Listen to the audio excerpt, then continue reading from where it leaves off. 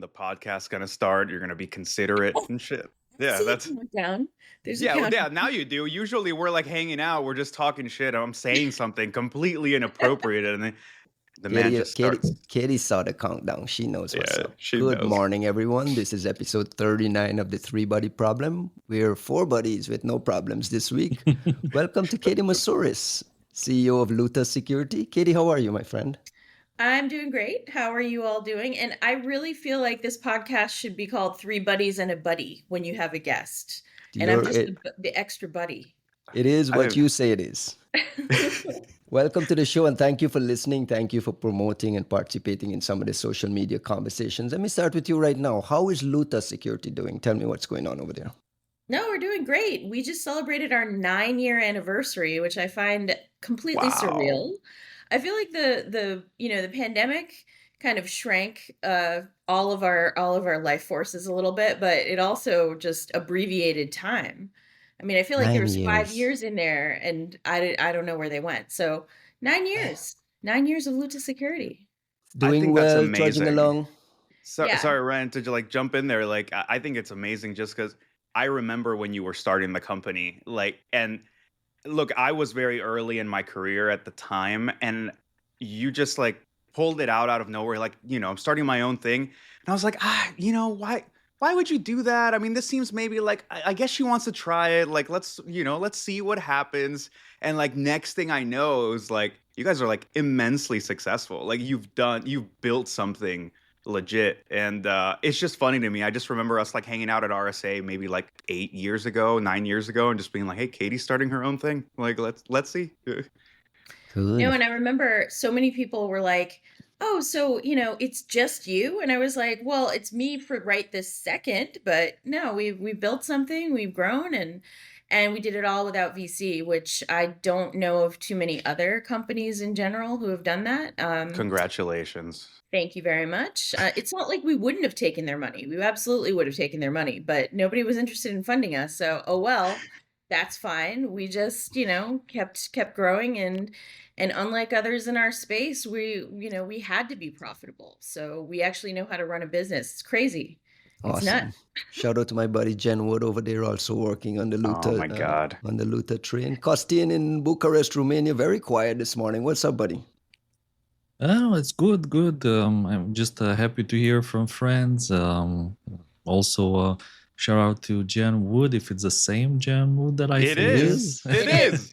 It is. Wow. Time She flies. celebrated her 5-year anniversary working with Luta Security. Talk about how, I mean, she's one of the legends in the industry herself. And the fact that I've been privileged enough to work with her directly for this long is amazing. Absolutely. Wow. For the listeners who don't know all this inside baseball, Jen Wood used to work with the Three Buddies, doing like a lot of the heavy lifting PR work, and then now we see her over at yet another sister company. So it's a nice small clicky Small little world. circle. For the 60 people that are listening, we're sorry for like kind of pigeonholing in there. Let's pivot quickly to the news this week. On this show, we have at length talked about the absence of or poor quality of APT research reports, just general threat intelligence work coming out of China, specifically Chinese private sector companies. Things changed this week. Pretty significant happening where we got an official government document from the MSS outing for alleged members of Taiwan's, what they call electronic Information Communications and Electronics Force Command. Alongside that, we had two separate adjoining reports from Antiy and another Chinese companies kind of documenting this thing, very specifically targeting Taiwanese APTs down to the names and stuff. Costing impressive work here. This is the kind of thing we've been asking for. What do you make of what we've seen here? Well, I think this was coming, and we kind of expected this to happen for a very long time. So now that it's out, we can say that finally it's happening. What is interesting here, it's always interesting to see this coordination between the government and the public sector, which may or may not be obvious in the first place. But when something like this happens, and of course we've seen in the past similar cases when the government publishes something and then private companies very quickly come and supplement the release with their own technical details, and that they couldn't have done that on spot. They got some kind of an advance warning. So I think this is also the case here. It's no And different from what we do here in the West either, when we see Symantec and Microsoft going alongside, say, an FBI report, right? Sure, it's similar. And what I thought was also interesting, that apparently it wasn't just Antiy and Qianxin, but there were more reports. We just kind of missed them because I believe that most, if not all of them, were in Chinese. So we came by, for instance, another report from something called the Cybersecurity Vocational Training School from Wuhan Nedun Technology, which published a report, in my opinion, that is longer and even better than the other two, with the mention that the other two, one of them has like obfuscated IOCs, like the like with the stars and the obfuscated child, which is terrible in my opinion. Like when you do this kind of things, at least you like do it full, like well, full, it doesn't full make disclosure. any sense, right? Like the No. whole point of it being like, oh, we're doing this for defense. We're like, okay, and then you go look at it, it's like the IOCs aren't there. You're like, okay, Why? yeah, it's like what are we defending with? Do you guys see anything at all nerve-wracking about naming the APT, the identities of people on the back end of it? Because we've done it in the US here. I mean, we do it to them all the time, and that's what we've been talking about, where I'm like, look, this all seems real cool because they haven't pulled that shit off with us yet, but I feel like the day they push a blog where it's like, here's 5 Booz Allen contractors, we're gonna lose our fucking minds. Kitty, is that something you feel like people here should be paying attention to, especially people doing this kind of security research, to find your picture and your face popped up in an APT thing out of China? If you're an American researcher or someone in the UK like doing this kind of thing, is that something you recommend people pay attention to? No. Now, one, you're breaking rule number 1. I know. Where I said, don't call on me. I will tell you. This is what he does to us. This is what he does to us. Seriously.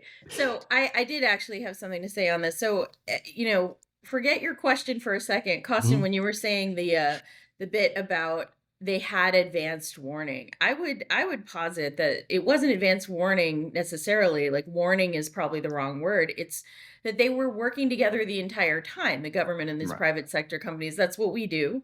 And then they got a coordinated release date where they were, permitted to then go forward with their information. And that's really how I expect them to have done it. That's how we do it over here. But yeah, back to your question where you put me on the spot, Ryan. No, I mean, I think it's gonna be rough when we start having our individual contractors, wherever they work over here in the West, getting named.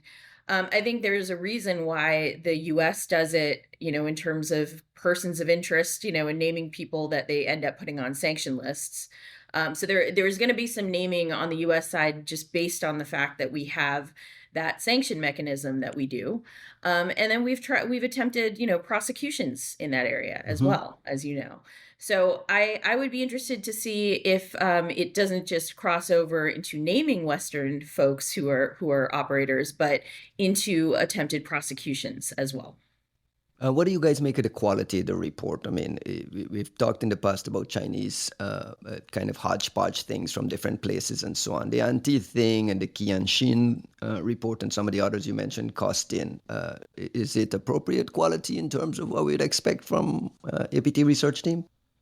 I would say the quality is very similar to the kind of things we've seen in the past from Chinese companies, in the sense that, and I'm not entirely sure if this is a language thingy or maybe a translation issue, but they're definitely not structured the same way that we structure our reports. And I guess that a lot of the lessons and the style of the reports that we have been doing, it comes mostly from the Western School of Intelligence, like CIA manuals and different intelligence best practices. So, like, again, it's not a surprise.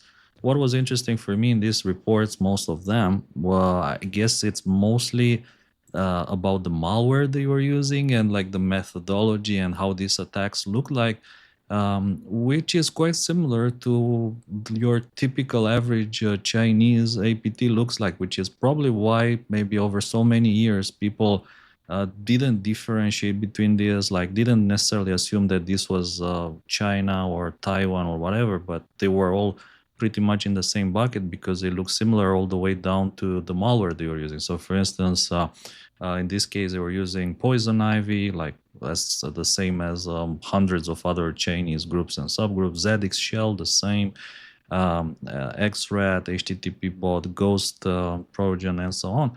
So to me, this was like, I don't know if it's cultural or maybe is it like because they were just trying to blend in and mimic the attackers, which could be a possibility here. But that was an interesting detail to me, how well it looked like your average Chinese APT activity. China, Taiwan is kind of feels like it's on the edge with all the warlike activity around the world. Everyone is kind of paying attention to what's happening in China, Taiwan, with like all kinds of speculation of who or what or when it happens. Does this signal to any of you that things are ramping up in a certain nervous direction? I think that's been an expectation for some time that things are ramping up, but I think we've been saying that they're ramping up and they're ramping up and they're ramping up, and people keep saying like, "Oh, this is going to happen." There were folks who would cite, I think, a very specific date. I can't remember what it was. It was like August 2026 or something. I don't know. I can't remember, and MJ is going to kill me for that. But what I'll say is, I don't know what the ramp up is The coordinated supposed. nature of it. No, The I first time we get were it, seeing this, yeah. but it has been coordinated for a long time, and it has been, sorry, just like talking about like China-Taiwan relations in general, right? Like this has been ramping up for a while. I think that there was a recognition in Gov, not just with this administration, but towards the tail end of the last one, where suddenly people started to get kind of like a little more honest and a little more like, yeah, just honest of saying, hey, you know what? We are very unlikely to do anything to support Taiwan if an invasion does happen. Like that's a posture that we've taken for a long time, but it's always felt like a very hollow one, especially after like we just watched them take over Hong Kong and like we're like, whatever. And now like, we have our hands tied, like we're a bit busy with with supporting Ukraine at least. And then and then Israel Hamas, and then you're telling me like, oh yeah, we're gonna go to the other side of the world to fight for a nation that, like, forgive me, but like most Americans don't even remember or know why there's any conflict between Taiwan and China. Like they may as well just, forgive us, but like that is the level of ignorance that we normally live with here. And it makes it very hard to make a compelling case for it. The truth here is like on the US side, we care about Taiwan primarily because of TSMC. Like that's why that was the whole subtext of the CHIPS Act. Like if they could have teleported all of TSMC like directly to Arizona, the Chinese could have picked up Taiwan the next day. It would have been like, whatever, right? So it kind of puts you in this sort of weird situation where I think people are getting more honest about it. And it is interesting to see threat intel now being used as part of what is a continual, multi-pronged, coordinated strategy of just normalizing the idea that Taiwan is part of mainland China, right? Like that's why that expression throughout all the reports, they're spying on mainland China. They're abusing the taxes of the Taiwanese to spy on their own brethren, and there's no need for that because Taiwanese independence is a delusion, is literally like what it says in this thing. You're like, okay, slightly different tone to the threat intel reports we get, slightly different tone to what you get out of an FBI indictment, but we'll roll with it. Why not, right? Well, I think there's also another component in that, in terms of us getting into something to try and defend Taiwan, we have something out there to lose. And I will tell you, I have family out there in the Mariana Islands, and that is not a very defensible outpost right now. It's underdefended for its strategic value to the United States. And it's definitely something that I would see as, going off the board in terms of coming after something of ours that is the furthest, the furthest out that we have in the Pacific. It's of exceeding strategic value to us to have that, as essentially a way station to leverage, any kind of physical, attacks in that direction. So Right. losing it would be a big problem.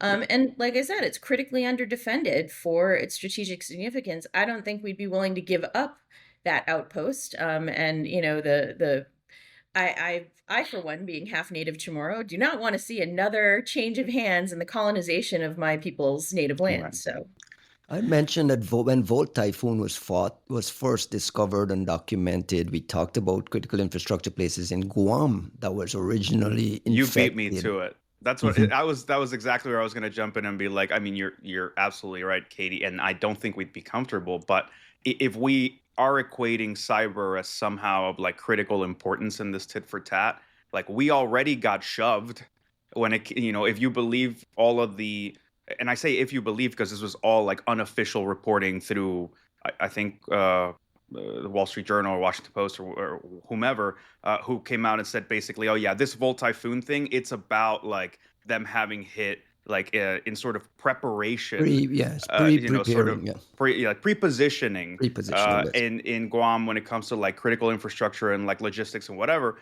And people lost their shit, but nobody did anything. Like they really didn't do much of anything. Like I think there were some like, you know, I would imagine, I believe, CNMF folks like came out to like support some of the gov folks. But I'll tell you, like we as Sentinel One, like personally stepped in just to like do some pro bono deployments and stuff with critical infrastructure. And you're like, guys, like they were literally like, oh, thank you, like we have gotten like no offers of support, no software, no money, like honestly it's a fairly unfunded mandate to say, defend yourself island. And like their politicians, like rightly so, said there's people here who don't have like clean running water. No, we're not spending our money like buying EDR software, which is a fairly reasonable thing to say. yeah, I mean, you're talking about defense against Volt Typhoon. There's been not inadequate response to actual typhoons, right, in the islands. So I am not surprised in the least. Uh, hmm. No Volt Typhoon. typhoons Probably are the being government responded officials you to. were talking to were my cousins. I just want you to know that. Oh, fair. Got it. Definitely my cousins. Just drop Tom Hagel's name. He's the one, he's the one doing miracles out there. I will mention him when I go back this summer. I think this coordinated nature of China and private sector things will become pretty much the norm moving forward, and I think it's a signal of something. I don't know what it means, but I think it's something that it's worth discussing and folks watching. I want to pivot quickly. It's interesting that I think they're probably seeing this as some kind of an experiment just to see how it goes. Because I guess they've been planning this for a very long time, for the moment when they do some big indictment of foreign hackers. So maybe start small, collect feedback, see how it was received, who wrote about it, who covered it, and so on, and then just prepare the next one, like if the feedback was positive. Like given the typical cycle, I would expect the next one to come maybe in the maybe late 2025, something like that. So maybe in about 6 months we're gonna see the next big release. Yeah, Maybe either it would be, I think, Ocean Lotus, like again another small thingy, which is, by the way, mentioned a bit throughout these reports as being like one of the top issues for them, or of course one of the big ones. I think it's fascinating how balkanized all of this has become. Americans reporting on external threats, Russians reporting only on Ukrainian things, Chinese reporting only on Taiwanese things, and these are the little boxes out of which we'll get research reports, and it doesn't feel like it's pure anymore. Ethics and perils of APT research was 2015. And We here we talked are. about it. We talked about the balkanization of this shit. We talked about how, like, right now, TI, because it was part of marketing, it had been decontextualized from what intelligence is supposed to be. And it was easygoing because we really didn't have those hot conflicts. You really didn't have any, like, sense of, like, there is this sort of, like, falsity introduced by the success of the internet and Web 2.0 and whatever, which was that notion of like, it was like Bretton Woods in cyber. Like it was, oh, it's all about globalization. And like our biggest problems were discussing how like American hegemonical cyber like internet companies were having a hard time operating in the Chinese ecosystem. Like that was our biggest problem as far as the internet was concerned. And the second shit gets real on, in the real world, you suddenly see that this like membrane of everything cyber as a domain no longer makes a whole lot of sense. Like people were just doing things for the lulz and for the research value, and like we were some of the first ones, like with some of the central folks doing that shit. But it was a special pocket of time where we could pretend that that intelligence production was somehow not patriotic. It didn't need to be patriotically aligned. It didn't need to give a fuck about like the balance and who you're supporting and who you're helping. And I mean, That's gone it's away. gone, We're now man. getting these little boxes. Yeah. Well, it's gone in the sense that forgiving space is no longer as forgiving. Like I think you can try to do it, but you do need to explain yourself. Whereas before you didn't. We were like, look, it's malware's malware, and we're all just doing our jobs, and like, we get paid to defend people. Now you do have to, like, you can keep quiet, but there's an asterisk that just like immediately pops up on whatever it is you said, where they go, "The fuck are you playing at?" And Yeah. it's really interesting. Like with Kaspersky, I think you could argue back and forth as to whether all of the Kaspersky claims were valid or substantiated or whatever. But the minute they stopped like publishing on Russian threats and then started publishing on Ukrainian threats all the time, you're like, Exactly. okay, right? Like Let me you drew the lines. let Well, me and put I mean, to an extent, how can you blame all of these companies worldwide for, one, adhering to whatever, laws and norms are expected of them by their home government, right? Like that is something that they can't really escape. They Mhm. can't rehome themselves right. somewhere Well, else. They're Yandex did, but yes. But yeah, but I mean, generally speaking, we don't have corporations as claiming refugee status and going and applying for asylum somewhere else, so they Right. have to True. they have to continue. And I think that's really the other thing too that I've seen emerging in deeper government requirements for all things cyber. So it's not just on the research end of things, we're seeing it on the vuln disclosure end of things. We're seeing, things where more and more governments are requiring vulnerability reporting directly to them within a certain time period and all that Mhm. stuff. That wave is catching on to our, honestly, to our great detriment worldwide. But we're just seeing all of this increased control exercised by home governments on their domestic corporations. Right, and the hypocrisy of us sitting here saying, "Hey, they're doing this." Like we have publications and private companies here in the U.S. that call U.S. based operations friendlies. I mean, like, why is it friendlies here and not there?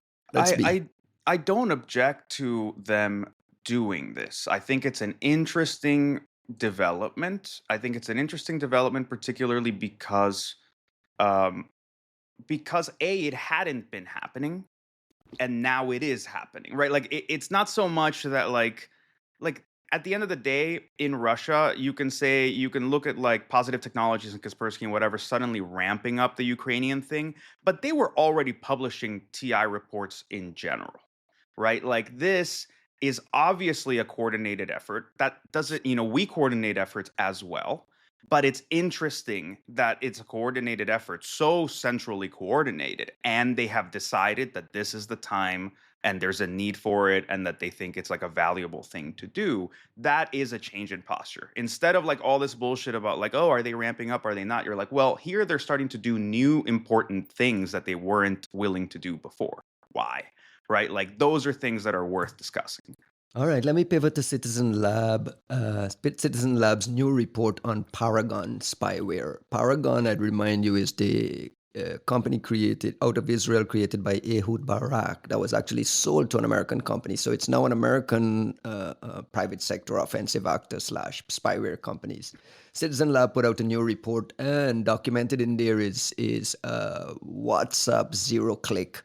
That WhatsApp discovered and mitigated after finding it as an active Paragon thing. Who read the report? Can you guys jump in here and tell me what's significant about Bro, this? We who read didn't the read it. report? We I listened. we absorb it. Waiting for this podcast. I Dude, just need your listeners to know there was literally 27 hours of reading that I didn't get through. So, well, but speaking seriously, of, Katie, like this, I'm sorry, I listened to this shit at 3.5x, and this report took me 34 minutes to read. Still, Why? at that speed. It's so long for something that has so few That's why I asked who IOCs. read the report. I wanted to see who was going to lie. I read Uh, the report. Thank God. Kosin, The please. reason I read it is because I was scooping for IOCs and other things through the report. Like when I realized there's no IOC section at the end, I said, "Oh damn! I know it means that I have to read everything," which I did actually. And I thought it was a kind of an interesting. It's an interesting difference, and especially it's interesting to notice what a big difference there is between the reports that Citizen Lab releases and the ones that, as you were saying, your government coordinates with threat intelligence companies. Big difference. While, let's say, typically threat intelligence companies, they just want to burn things. Same for the government, right? Like just expose whatever you know, burn the infrastructure, burn those guys. This report here from Citizen Lab, it feels more like a chess game.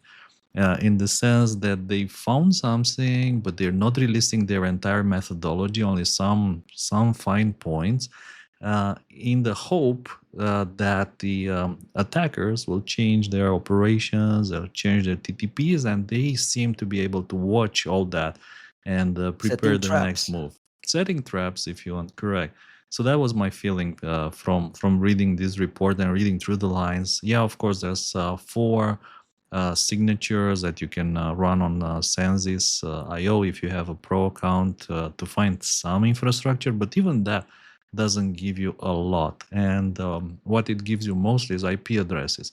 There's no file system artifacts or log artifacts that you can extract from the phone and then check with things like MVT to see if your phone has been targeted.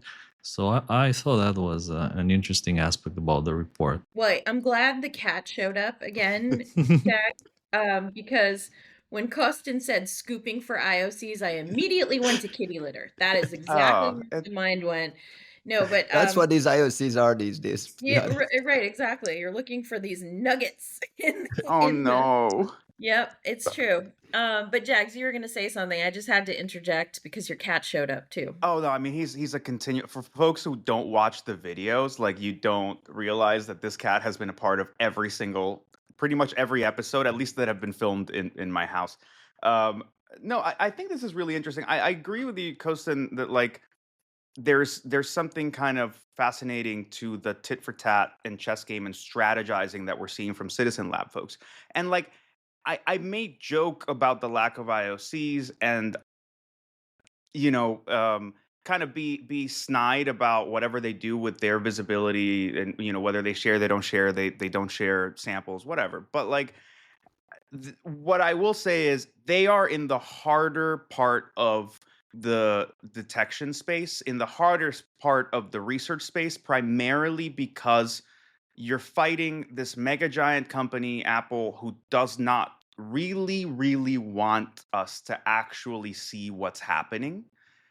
More, and that is like the added layer of fucking difficulty that um that we simply do not have when it comes to any of this other like attempting to follow cyber espionage. Like when all the work we're doing on Windows and Mac or whatever, like on Windows and Android, a couple other places, like the difficulty is what the adversary is doing to hide. On iOS, the added difficulty is the mega corporation who is the regent of that platform that does not want you playing along at home either. So I think I kind of understand how Citizen Lab is figuring this shit out, because Kosten and I were at PivotCon last year, and there was a very interesting TLP Red talk about some of the mechanisms they can use to source some of this data on an infrastructure level. And frankly, normally I might be upset that they're not like putting their findings out in the public record in full, but considering that they have to fight this like guerrilla style warfare to even find samples and shit, touche, man. Like, well done. Hold on to your secrets. Maybe share some samples in IOCs like privately, please. But good on you for doing the job, right? And shout out to the WhatsApp team as well. I feel like the Yeah. WhatsApp team is pretty aggressive compared to all the other folks about Yeah. protecting their own infrastructure. Yeah, I mean, they're the ballsier ones there. I think the thing that you were saying about Apple, controlling a lot of the information, that has been a winning strategy for them commercially. That's been deliberate, and from all the way back. I mean, I haven't worked at Microsoft in over a decade at this point, but back then, it was really interesting to see the differences in the strategies of the two companies when I was inside one of them. Microsoft was aiming for more transparency. They've ebbed and flowed in that arena, but you could definitely say that they tend towards much more transparency than Apple, and they always have. And Apple pretty much learned from that as being a big mistake commercially, right? It was like talking about all of the The things you're doing. transparency being the mistake? Well, yeah, Apple saw that as a big commercial mistake because effectively it got it into the heads of everybody that Microsoft has all these security problems because they were always talking about security. Whereas Apple, pretty much kept their mouth shut. It's like saying, here are all the things we're doing to prevent cholera from getting into your drinking water, but all the users here is cholera. And so, I mean, really, Apple has kept the collective consciousness blissfully unaware of a lot of their security underpinnings, and this is part of their strategy, and it has been for over a decade, and they've used it effectively commercially. And that's what I think, the commercial reality here is that they have no incentive to change. So we're just going to have to work around, like we always have, in their lack of transparency, because it's not commercially, there's no reason for them to wade into the security transparency world of cholera, talking about cholera all the time. I think this might be one of the few areas where I do think the only way we'll get some real traction is going to be through regulation, and primarily the EU. And I'm mostly thinking about France here. Like the whole Pegasus scandal in France created a very motivated, powerful government in Europe that actually has a vested interest in fighting I mean, all of them do, but this one has like a clear vendetta in like going at the ability to inspect for iOS security and whatnot. I mean, having your president and everybody else popped with a commercial platform, they changed their tune. I'll say they seem a lot more invested in it. And my hope here is that that's going to translate into some actual initiatives in the EU, because that is one of the few markets that leans into regulating, and people give a shit because it's a big enough market to care, and they know that they're at least they're paying lip service to it, so they're going to find a way to charge you some money for it. So we like regulation in this place, but not when it's costing cork hanging on his bottle. I just want to remind the audience you guys to finally say thank you to the European Union. Have you said thank you once to the European Union? Mr. America, go ahead. Say thank you once. You know what? We're a more isolationist podcast these days. We're just going to let the Europeans fend for themselves. I'll remind the audience that Apple had a lawsuit going against the NSO group and withdrew that lawsuit because God knows what, with some bogus explanation. And WhatsApp is the only kind of Meta, and WhatsApp is the only private company we see at least aggressively trying to publicly do some outing and so on. If that goes away, if Zuck plays the game that he's playing now and WhatsApp gets pulled away from that, I suspect that a lot of these disclosures will be left up to just the Citizen Lab folks, and it might just be minuscule old 17.2 things, and what's happening on iOS 18.3 or whatever today might be lost on it. So again, shout out to the WhatsApp guys there. By the way, Don't we think that the lawsuit withdrawal was because they didn't want things coming out in discovery? Yeah. But don't you, when you file a lawsuit, don't you know that discovery is like the very first thing that happens? Like, what is this bogus excuse? And they weren't going to be able to essentially protect all of these trade secrets. I do have to say that every single time as a listener that I have heard a reference to Mr. America, I have in my mind sang this song, and this has become the very first musical episode of Three Buddies and a Buddy. Oh, thank God. Here we go. There he is, Mr. America. I needed you all to have that as part of your earworm now, too. Now, every time you hear this Mr. America reference, you will hear the song. You will hear me singing it. I need to come out in like an America, like tank top and flag in hand. Like ideally. the Homelander from The Boys. Yeah, exactly. Where's the blanket? Get the blanket. I need to go. I'll go get the blanket. I had a point. I was gonna make a point, but let Katie speak, and I'll grab. No, I mean that's the thing, though. Everything is a musical in my mind, and I just let you in on it for this one little piece of my soundtrack. So there you have a piece of my internal soundtrack that's running all the time. Speaking of Mr. America and balkanization, the next story on our list is this Operation Zero Twitter account looking for Telegram one-click and O-click remote code execution.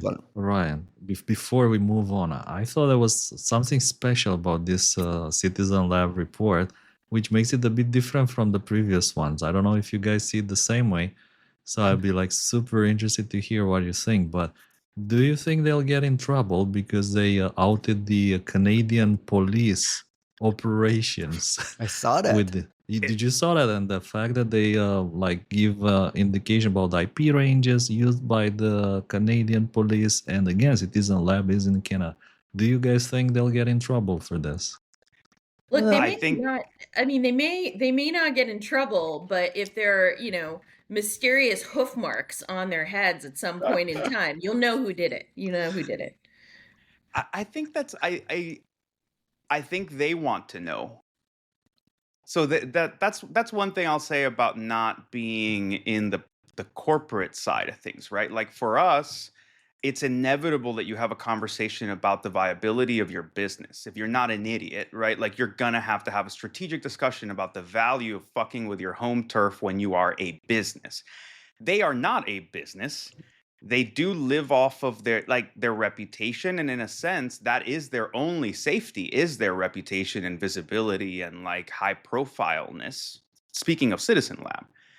And I think contrary to what a company would do, they do want to know, and they do want to kind of push that button. And I'm speaking for them, and frankly, like Bill and Ron, like it's not my place to speak to their motivations. I don't fucking know, but I'm saying, like, as far as incentives go, you do kind of have, like, if you figure out that the fucking the call's coming from inside the house, like your neighborhood is like that's where this shit is going down. You absolutely want to push that button and say, okay, either we have an honest discussion here and you guys want to tell us that you're like playing ball in like a nice way. Like you can say, hey, look, there's a bunch of meth labs in Ontario that we're trying to figure out, right? Like, unless you want to have that conversation, which is what you're supposed to do in a democracy and blah, blah, blah, then great. And if they're not willing to, or if they're gonna push back, or if they're gonna go all jackboot, okay, let's see that shit here where it matters with an organization that everyone respects specifically for this thing. Like, it's almost too good to pass up. Shouldn't we be okay with our police departments having access to this thing? Not only that, but Again, I would say no. well, what like just to give you another and sorry to interrupt you, but just wanted to add a bit of more substance to the question that Ryan asked, which was considering that WhatsApp and Apple notify the victims, right? and assuming that the Canadian police, Canadians are the nicest of people, like that I know. I've been to Canada many times. I love them. Maybe like everything they're doing is super legit, and they were investigating some really bad drug dealers or whatever extremists, and all those guys, they got the notification, hey, you have some spyware on your phone, go clean it up and protect yourself. Is that not messing up with the police investigation? Like, So how do you see that? I think this is important, and I think this is actually the kind of conversation that can advance this topic in a meaningful way, which is to say that the premise of Citizen Labs research explicitly is that the power given by these mercenary, lawful intercept companies, even to democracies, is it's too great in its corrupting influence, right? It's the fucking, it's the one ring, right? Like you hand it to somebody as pure as you might hope, and because of the ability to do what they do in complete covertness, with Apple literally like keeping people away from being able to see what they're doing, that people will just become corrupted by it. There is a discussion to be had about the fact that like that doesn't need to be the case, but the problem here is actually the lack of transparency. And I think that this is where law enforcement has made a big mistake in trying to be like the spooks, trying to be like the actual intelligence community, in hiding their sources and methods to this degree. And I say that because I'm curious how often law enforcement has had great collection that they could have leveraged in a court case, and they didn't, because they're trying to keep this shit such a level of, secret as the IC would. Whereas if you wanted to bring legitimacy to this as a collection mechanism for law enforcement, it actually would benefit from a level of radical transparency, and like almost like a mechanistic approach to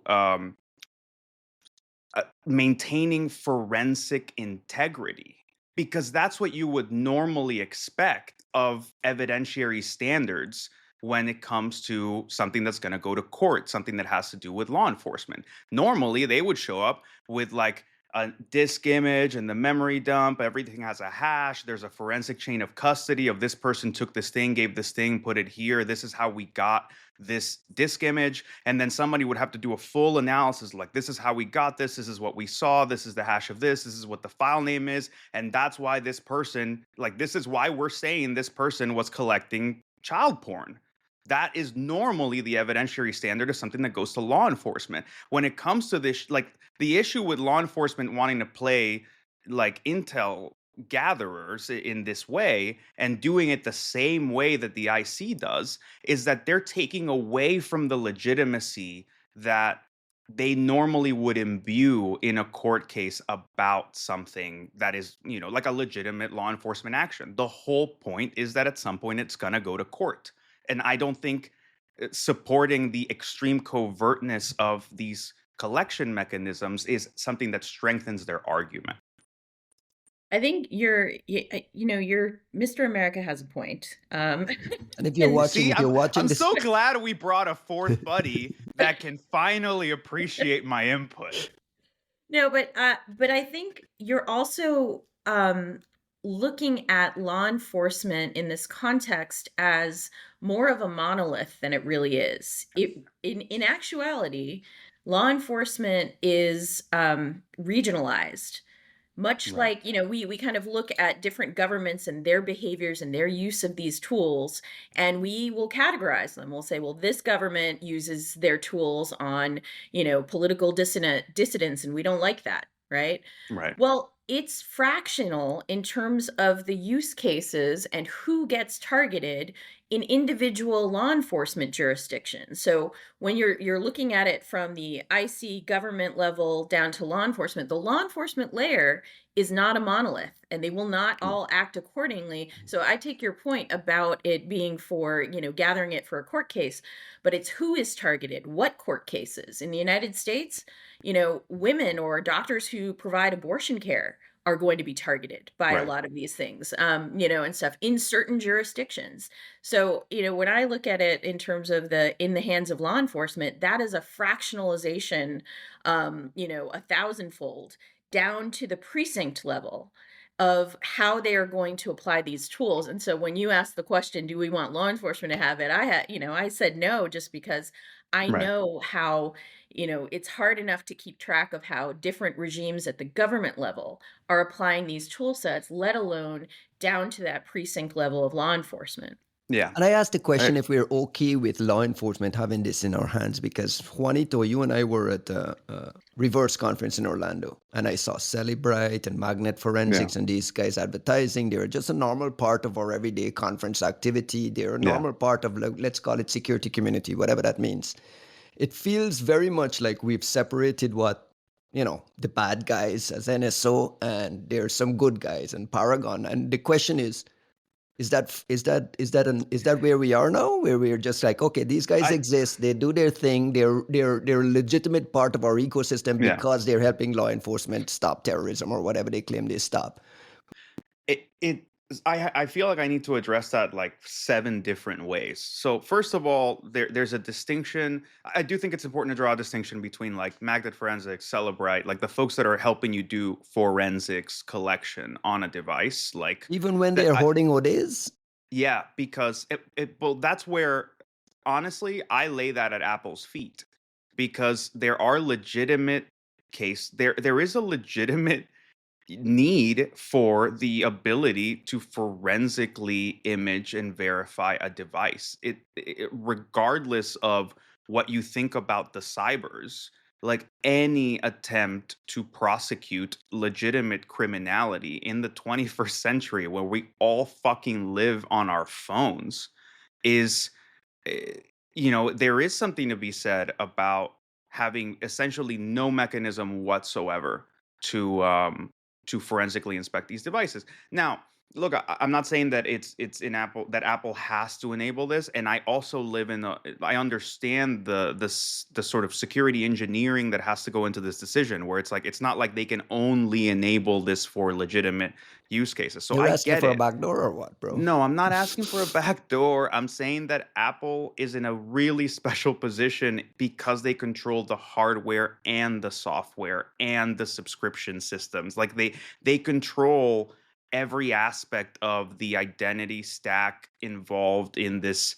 in this device in a way that no other company does. No Android, that it doesn't work that way for anyone else. So in the iOS case, yes, we have greater expectations. They also have a greater range of options, and there are things that they could be doing. Like I don't know why. Look, give me a lot of leeway. I'm not Joe Fitz, and I don't have the expertise required to genuinely come up with a solution here. But what I'm asking is, to what extent could we not have a debug, like an output only debug port, that where you can like physically just dump out all the logs and the like just a certain level of like forensic whatever, as long as the phone is unlocked. Like there's there are things in the fact that like they can verify whether the phone is unlocked in a in the way that like it normally connects to their like Apple servers. They can also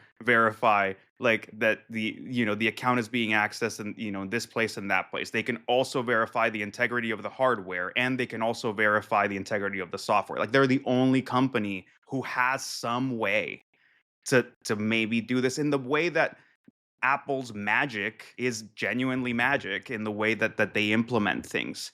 But it upsets me that they get such a pass, because the other part I'll put here is, I think you can insist on your walled garden as Apple, when you are genuinely providing something by virtue of that walled garden being there, which is in the App Store mentality, right? Like there's not a lot there's basically no malware as far as we know, or like genuinely bad shit on the Apple App Store. Like as far as we know, there really isn't. It's not to say that they're perfect and that the App Store is amazing or whatever, but I'm saying like that is kind of a non-issue. And they can argue, well, we control it. Like honestly, they want it because it's like their cloud feudal platform where they suddenly created a multi-billion-dollar marketplace that they control. But like, I'm talking about the App Store. Sorry, Ryan.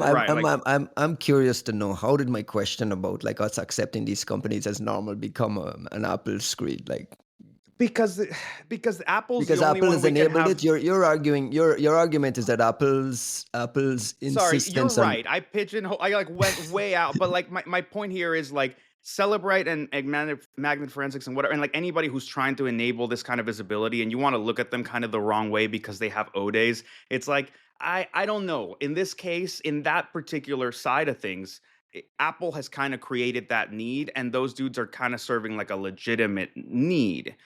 Whereas like I want to separate that from your Paragons, your NSOs, or whatever that are providing this lawful intercept stuff, because the the problem there is that weird misalignment of like they're a private company, but they're providing stuff for gov, but there's no verification and oversight, and they don't see who the victims are, but they are providing all the infrastructure and whatever. Like it puts it in such an awkward state of incentives that it almost only guarantees that you're going to have a bad time, as opposed to Azimuth selling O days directly to Five Eyes, and you're like, well, that all falls under whatever oversight Five Eyes has for their ops. Like you're talking about government responsibility monolithically there. Yeah, it just feels like we've normalized acceptances of these companies. I remember when Chris Shagoyan used to come to our conferences and say, "Keep these cowboys away from our industry. Don't have them speaking at our conferences." Now they're sponsoring happy hours at our conferences, and it's just a normal part of it. And as Juanito says, it's an important part of it. So So Where is Chris something Shogoyan, by the way? he's working in Congress for the senator. He's Wyden, he's Senator on Wyden, Wyden's correct? staff. But so I do want to say something um, relatively positive about Apple in this moment, because something people don't Please. appreciate is that without that control of hardware, operating system, software stack, um, they would not have been able to pull off the thing that allows updates to go to any mobile phone. There was no ability for any mobile cell phone carriers to pressure, the ecosystem, as it were, at the time, because these updates have to go over cellular networks. Cellular networks cost money to maintain. Cellular network providers are usually the first line of customer support defense if your phone gets bricked because of an update that came from the operating system manufacturer. So the fact that they had, one, well-tested hardware to work with all of their updates, and two, they had such a high market share, and everybody wanted to the carriers all wanted their phone. Remember when iPhone used to be locked to one carrier when it first Correct. came out? Yeah. Right? So they had the ability, in that power that they had at that moment, to do something no other company had been able to do. There was no ability to get updates of any kind to your phone in a regular way before Apple. So I will put that little piece in, that thank you, Apple, for letting Yeah. us have security updates on our phones. No, Katie, I agree with you completely. I agree with that, and in that same exact sentiment. Like I bitch about Apple as a genuine Apple fanboy that owns almost all of their products. I own at least one of, and I'm like super excited about these things, and I shill for them all the time. I love Apple's products and stuff. And I've interviewed at Apple 5 different times and like entertained the idea. So like, like clearly, like I'm not against them as a company. It's more that I am a firm believer in like, the greater your capabilities, the greater your responsibility to leverage them. Precisely when you monopolize authorities in a way that means nobody else can have them. I don't need to be the defender of Apple's ecosystem. If Apple decides that they're going to be the fucking jackbooted assholes of the iOS defense world and be like, fuck these dudes, we're gonna pursue them, in Putin-esque, rhetoric. We will find them at the outhouse, right? Like they're gonna fuck, we're gonna go just full bore nuclear on these dudes and like go full TI and actually look for the implants and actually like look for, who is working on these things and like literally go hardcore. And you go, well, shit, like there's no room to play in this. Like we actually cannot have no visibility. There's no room for us to do shit. But those dudes have this job covered. They are doing just fine. Like if that was their approach, I don't think you would get as much complaining from the TI side. I think what scares us is that we know we're not effectively playing in it. We can tell Apple is not effectively playing in it. And the only person that seems to have anything to say and like that any ability to say anything is like a small nonprofit group out of like academia. And that's terrifying, right? Like if Bill Marsack decides that it's time to like cash in, or Ron Diebert decides to like fuck off because he's done enough, which I think is well within their rights at some point, then what happens to this? If somebody decides to stop funding this academic department, what happens to all this shit? It's like the same argument with like Bellingcat. You're like, there are too many like single points of failure for like global accountability that are not being properly funded and they're not replicated. And it's like, if this one shop, if Citizen Lab goes away, if the University of Toronto decides they fucking had it, what happens? So you are arguing that Apple should become Spider-Man. I heard some variation of the with great power comes great responsibility. I heard that in there. That's my corporate belief system. Right. So is some kind of superhero arc for them. But here's the thing. It all comes down to commercial worthwhile for these companies. And it does because they will get sued by their shareholders if they do anything different. I will tell you, how did I get Microsoft to be the first company to staff a vulnerability research team that looked for third-party vulnerabilities well before Google Project Zero? How did I do that? It wasn't because Microsoft wanted to be Spider-Man. It's because when your browser crashed because of an Adobe plugin, people blamed Microsoft. When I literally saw a Linux penguin on a crash screen on an airplane entertainment system, and somebody pointed to it and said, "Damn it, Microsoft." And I'm like, that's a penguin. So they were getting blamed for everything because they had huge market share and everything. So how did I ride that angst, that commercial angst, to letting them actually do something more positive for the ecosystem as a whole? I basically said, you're getting blamed anyway. You might as well clean up the ecosystem. Right. And then you'll get blamed less. And they were like, yeah, it's sure. You can do Microsoft vulnerability research, do it. So that is how you get them to give a fuck about, about opening up and doing more of this work and not having it rely on, a third party Citizen Lab kind of situation. Is it has to become commercially untenable for them to continue to hold the position that they do. Nobody's not buying iPhones. Well, exactly. Two things there. Katie's absolutely right. We clearly need a Katie Mo at Apple, right? Like that's what has not emerged. They can't afford me. I'm just telling you. I'm just saying, like we clearly are missing the right kind of advocacy within Apple. And I agree with you completely. I think the angle, even just like the what's in it for us angle is missing, right? Especially when what you're fighting is this notion of like, well, right now everyone assumes there's nothing wrong with us and that's great. And no one sees any friction because our devices, work pretty well. So we're good. And I think that's where you're missing a different angle, which is why I was fixating on France, which is if Apple is the security for the rich company, which it is, by global standards, we the rich are enjoying the benefits of being able to buy the most secure device on the market. This is fact. If the French government in particular, because they're one of the more publicly aggrieved ones, comes and makes it a fucking point to say, we want to keep buying your shit, but you are actually lowering the standard of our security because we cannot forensically analyze when one of these other countries comes and hacks all of our politicians, then there is an argument of your customers being, the rich in need of security, demanding to have some mechanism by which they too can verify these things. And I think, maybe it'll end up coming from things like, this whatever crypto loss from some wallet on an iOS app needed to be forensically analyzed. Otherwise, this person cannot go to court and argue that they, fraudulently lost $30 million or whatever in crypto. Maybe that's when we'll start having this getting banged on the table more. I don't know. Kostin, And you dear still have to friends, leave? I have to leave. I have some wires to get removed, but I leave you in very good hands, I see.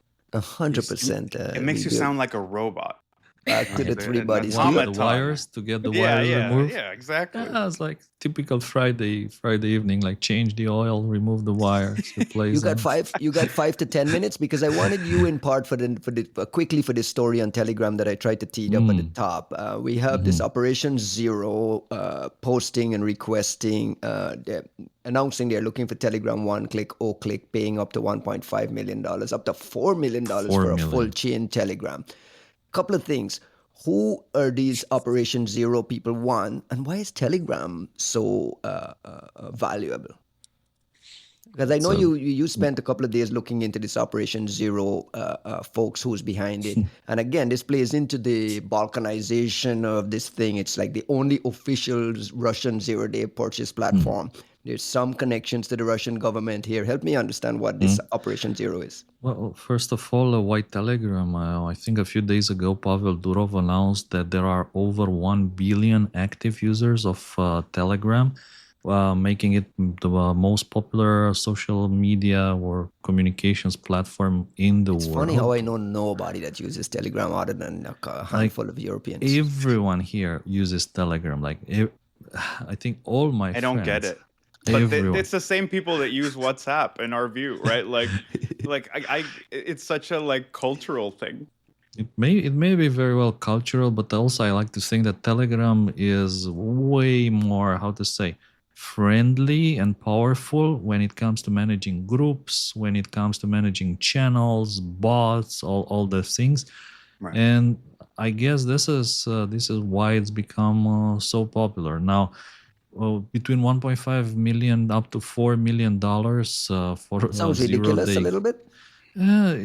I think it's well within the kind of the accepted numbers, but I think what is the most important thing here is who is the platform, who is Operation Zero, like these guys, opzero.ru, that are allegedly offering that kind of money. So, they claim to be the only official Russian zero-day purchase platform.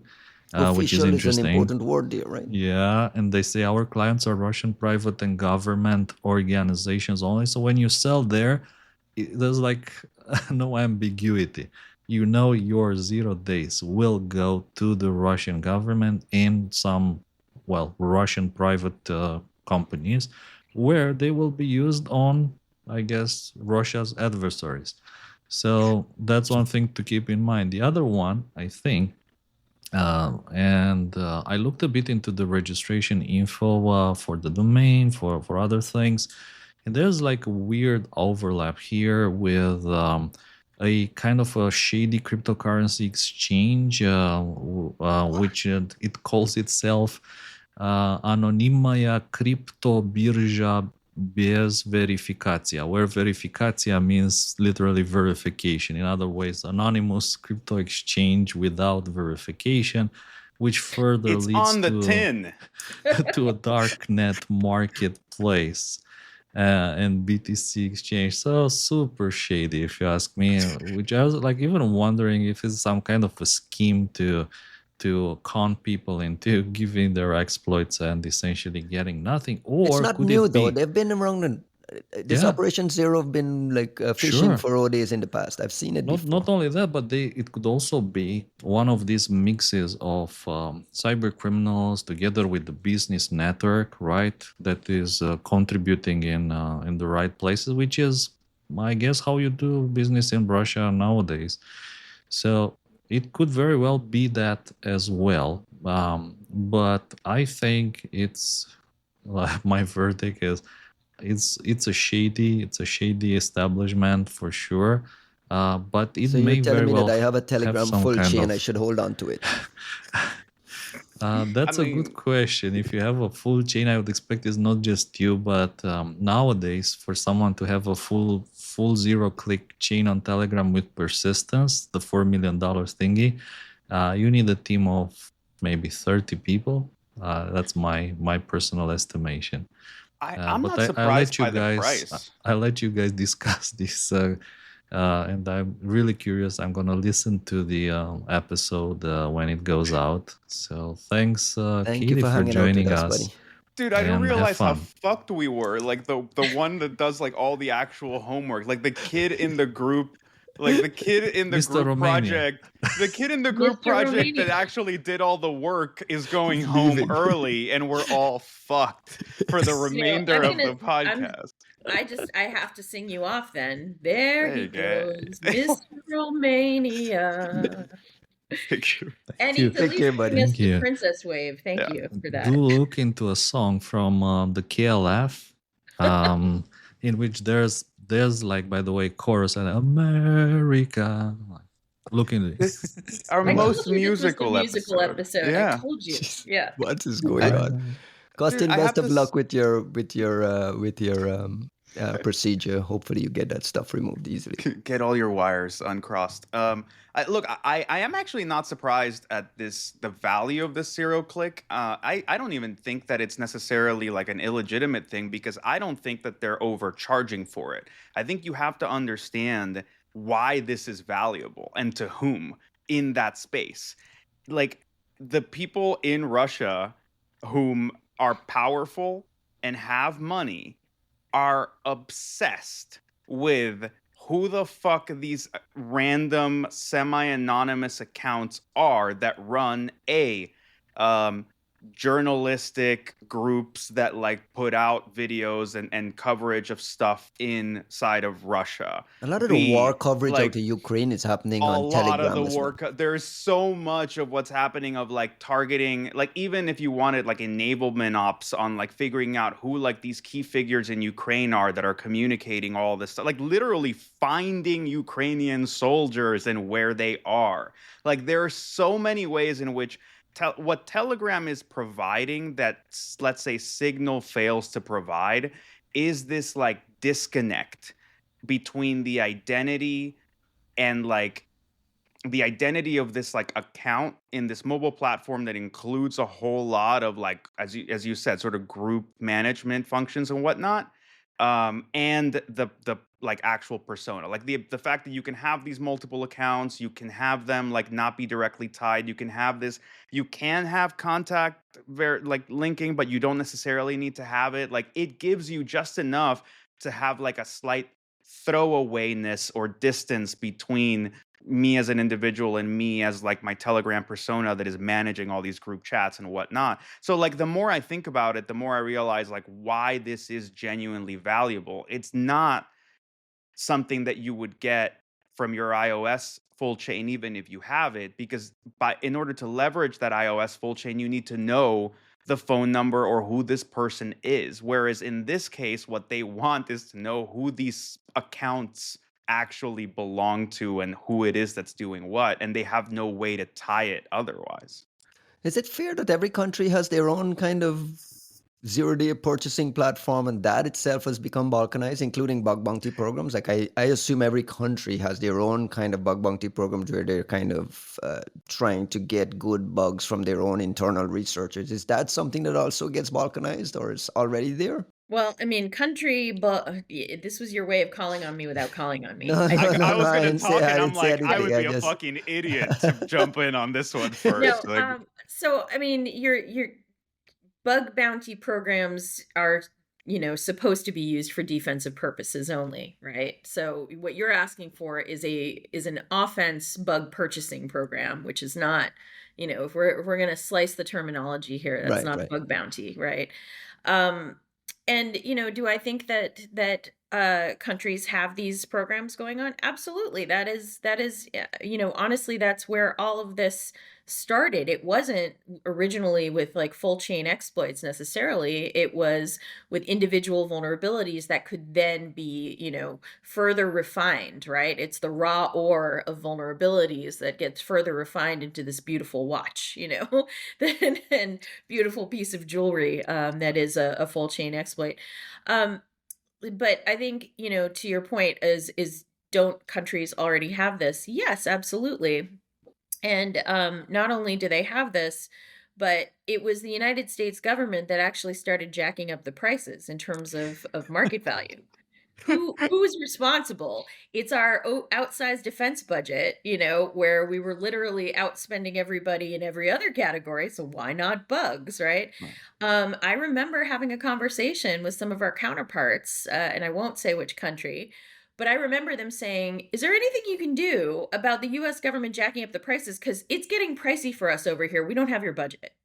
And Interesting. so, Wow. yeah, absolutely. So, yes, that has been going on since time immemorial of buying bugs. But I don't know that is going to end anytime soon. And I think that it's also something where it's the ability to refine that raw ore of vulnerabilities into something exploitable. That's always been the lever that mattered, right? It matters more in defense, it matters more in offense. As you two know this about me, I had done some academic research back in the day on the vulnerability economy and exploit market, and we were trying to determine, is price the best lever to tip the scales between offense and defense? And the answer was no, it's not price, because the offense market can always outspend the defense market. Right. Why is that? Because the defense market has to account for recruiting and salaries and kind of maintaining the preventative Mhm. folks, right? So if you made it so pricey to spend for defense, who would ever, attend their annual performance review as an employee ever again? Nobody, right? Like I wouldn't. If the defensive market got to a certain point where it was trying to compete with the offense market, that would be a big mistake. Mhm. But what was the real lever? It was determining exploitability. So you can have your fuzzers find your crashes, but that refinement process of the raw ore of a bug into Mhm. a full chain exploit, the real lever that tips the scale is the ability to quickly identify exploitable crashes and then further refine those. So that, I mean, who knows? Somebody might read my research from a decade ago and realize like that's the place that we should be investing, or maybe not. Maybe we'll just wait for some men to stumble upon the same conclusion and then it will take off. So yeah. Just There's. I hadn't realized that one of the new uses for generative AI is to just maybe automate the process of rewriting a woman's brilliant ideas into a Oh yeah. man's Oh much my more goodness. like sellable package, right? The investable package that can get some VC exposure.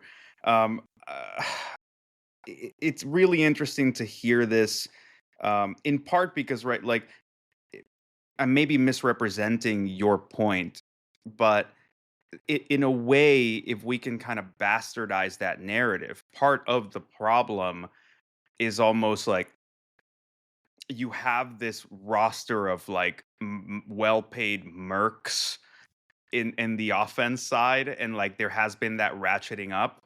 You and then you have us very like calmly salaried defense nerds, which it's not just about whether we're getting paid like football players, but rather you have a very limited subset of defense, like truly high end defensive talent and they're bogged down in being full-time employees of one company or another company and not actually playing in a more lithe and tactical sort of way, which is like me doing a very self-serving reading of what you're suggesting, or like what you're explaining about that market as well.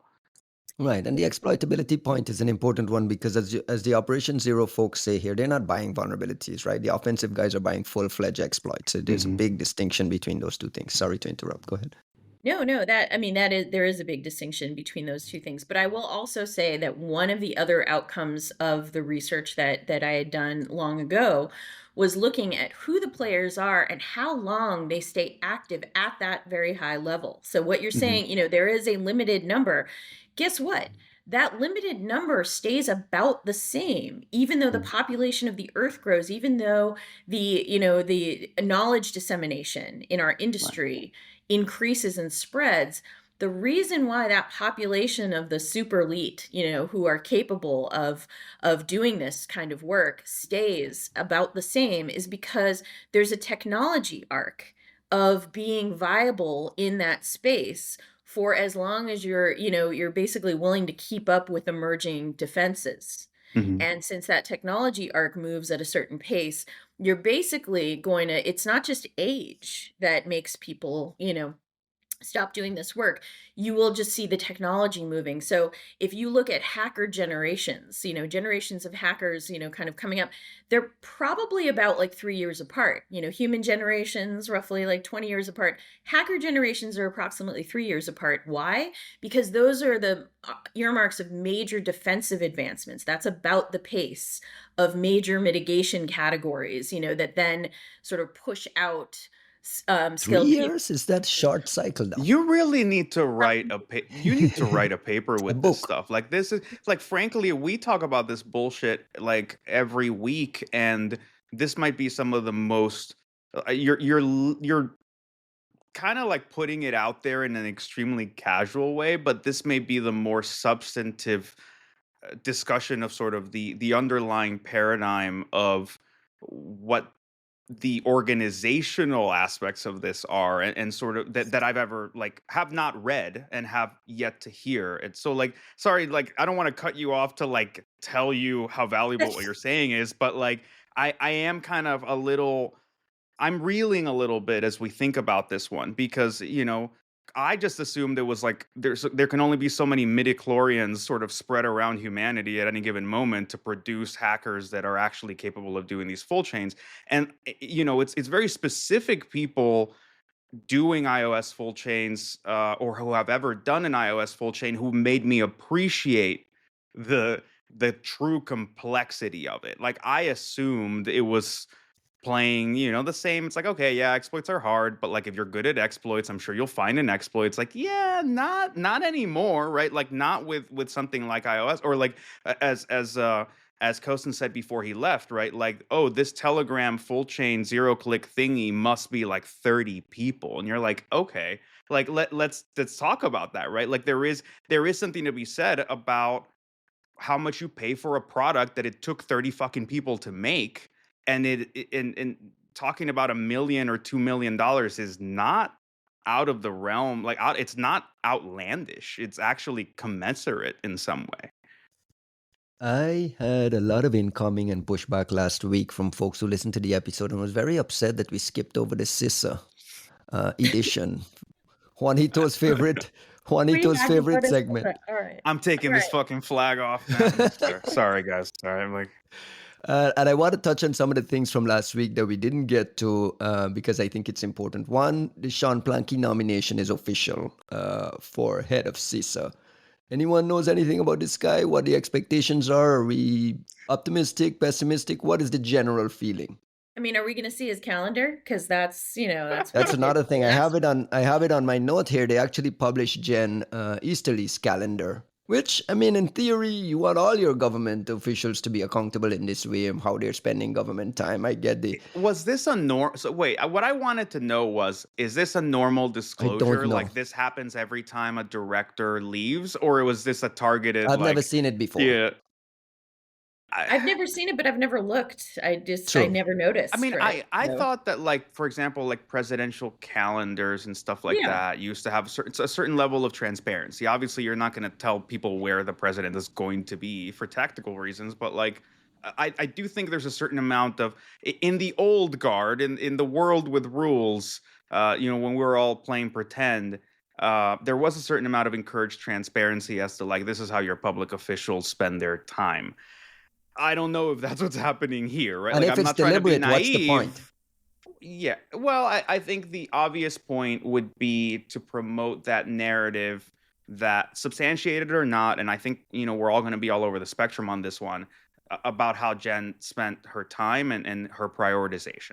I I don't know that you're actually like having looked through some of the calendars and having had deep research go through some of the calendars, like I think you can substantiate any narrative you want on the basis of those calendars. You can come out and say, "Oh, she did so much PR," and you can come out and say, "Oh, she did so much work like for all of these different hot topics that you would want a director to be involved in." So like I personally I think it's a nothing burger, but it's the kind of nothing burger that you give people who need just a crumb of substantiation to say whatever the fuck they want about this person.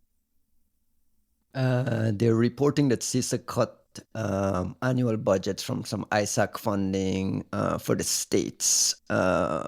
We have on this podcast complained bitterly about CISA's budget and the fact that they spend $3-4 billion a year. What do we get for that? What's the ROI? What's the ROI? We're starting to see cuts now. Should we accept that these cuts are a normal part of it, or are we nervous that these cuts are happening in places where they can't really be tolerated because of the value of whatever was being funded?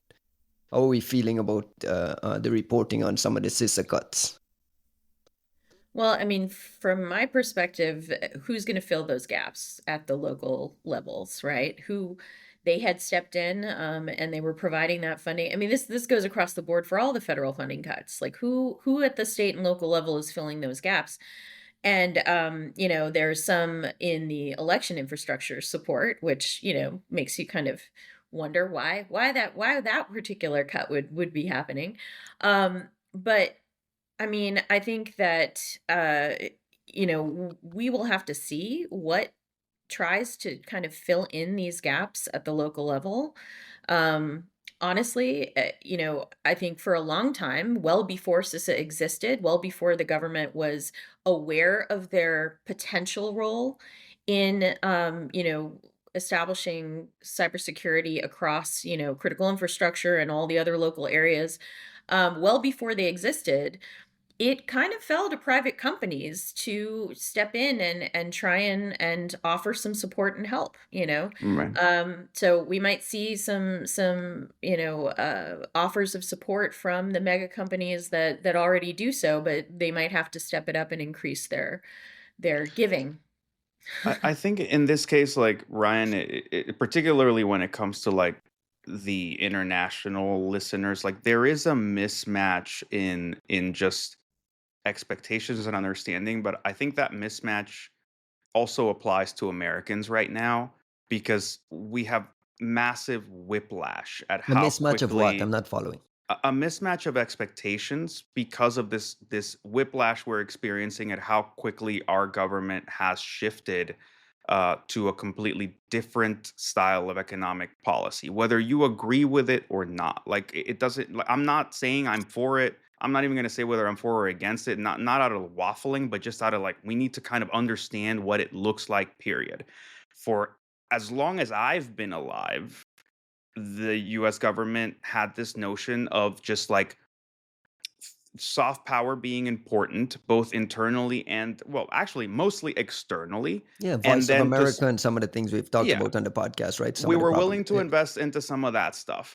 And honestly, we kind of really neglected a lot of funding these kinds of initiatives internally, in part because of the way our government is designed, where you have this separation between state, local and federal.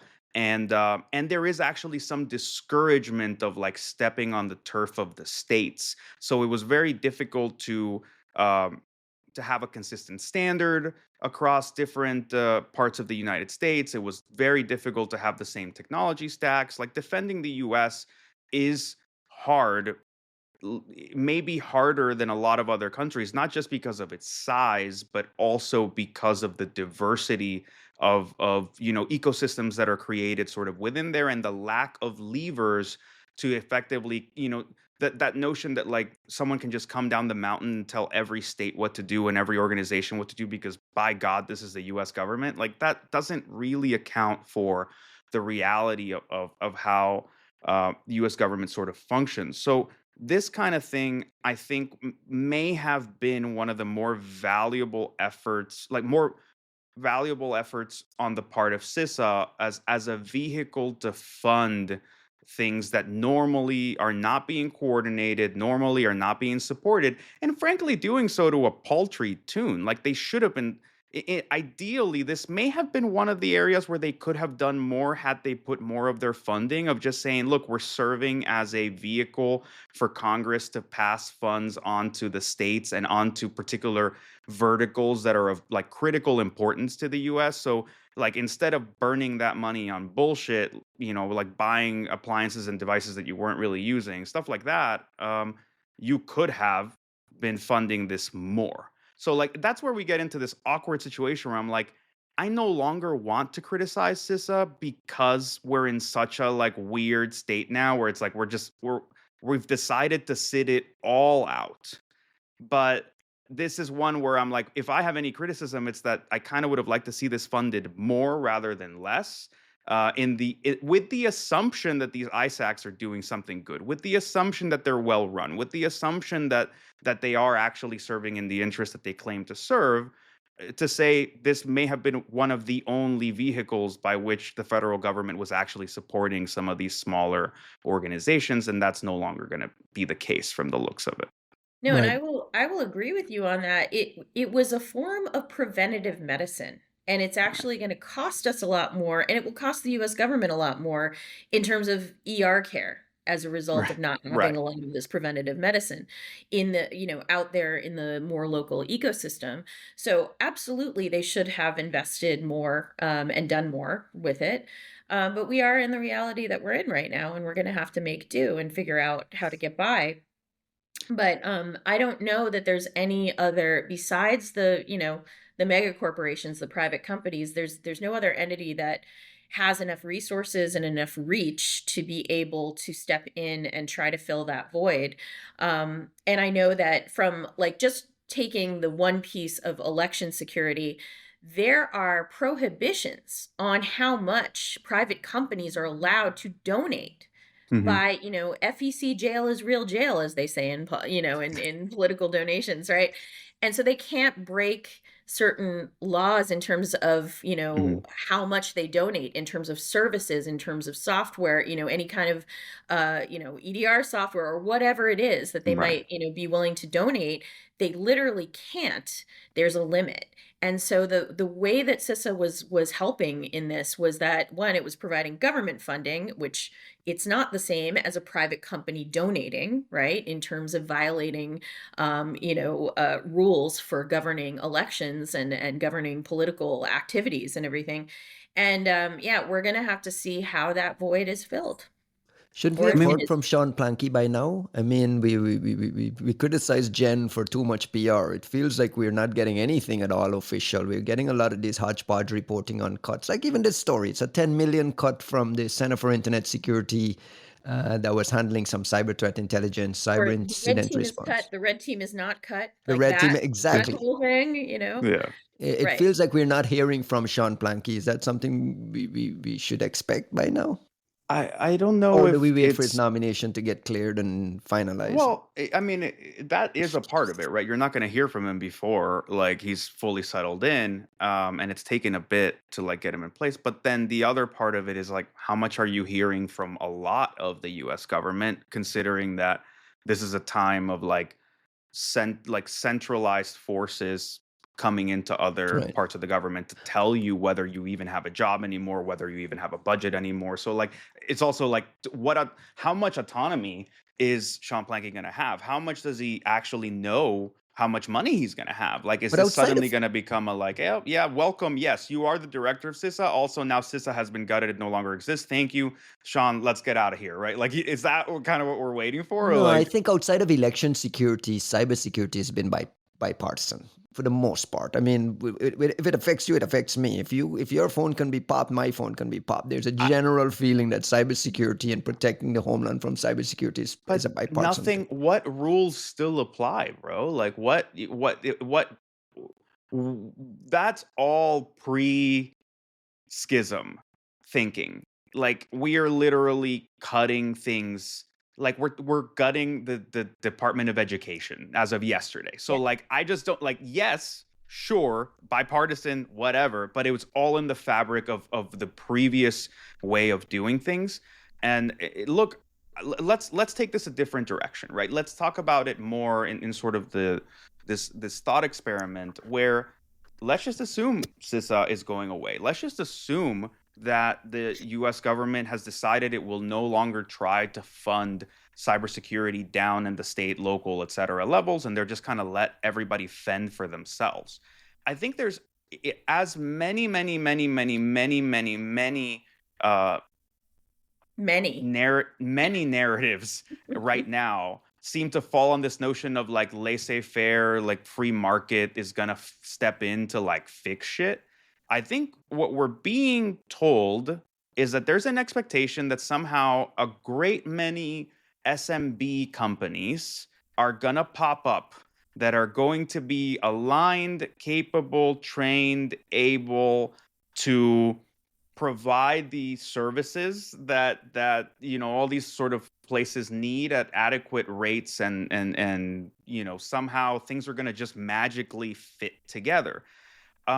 I don't know that sounds likely. I also don't know that anyone of those companies was in a position like a 50-person manufacturing company or whatever that's central to national security, but it's still a 50-person company in like Wyoming making parts for planes or whatever. It's still not any more positioned to get some cybersecurity package or whatever. And now you're talking about the general line just like continuing to drop, and the same threats from before that were already kind of overwhelming us being in a much better position to like go on the ransomware epidemic of the century and be like, who are you going to call? Literally fucking no one, because there's just literally no one to call.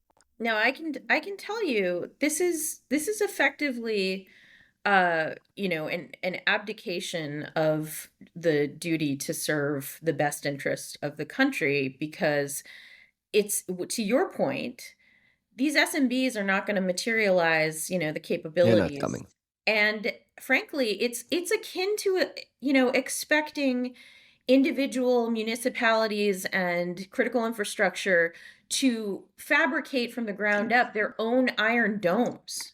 It is like that level of it. And Right. you might have been able to have Right. them learn how to do this 15, 17, 20 years ago, but the threats have evolved. The sophistication that they're up against has evolved. And if they are, if they're in the blast radius of being a viable target or even a target of opportunity, they're going down.